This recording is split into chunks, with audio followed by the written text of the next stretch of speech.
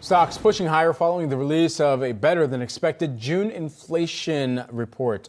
Let's get to Yahoo Finance's Jared Blikre on the floor of the New York Stock Exchange for more. Jared, what are you hearing? What are you seeing?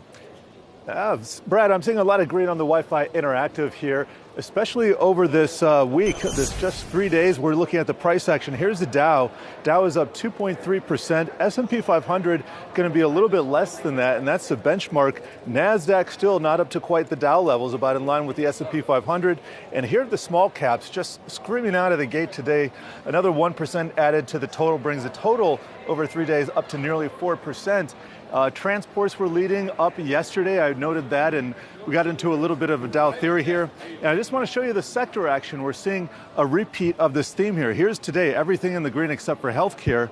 Over the 3 days this week, energy and financials, that's XLE and XLF, value is leading. Then we have industrials, that's cyclical. And then we have some mega cap sectors from communication services, retail looking positive as well. And then real estate, that's a broad-based mix of sectors. I look at my leaders, everything in the green there. Disruption in terms of art components, those are leading the way up 8%. Memes doing well, gambling, home builders, regional banks, and the list goes on. And then I take a look at the S&P 500. This is a year-to-date view. We just broke all of this resistance here that we had seen over the last 3 weeks, and we are up at new highs for the last 52 weeks. That is a new 52-week high. Here's the Dow. It is at its highs from about a month ago. And here's the NASDAQ. It is broken above just barely that high as well. And finally, here's the transports.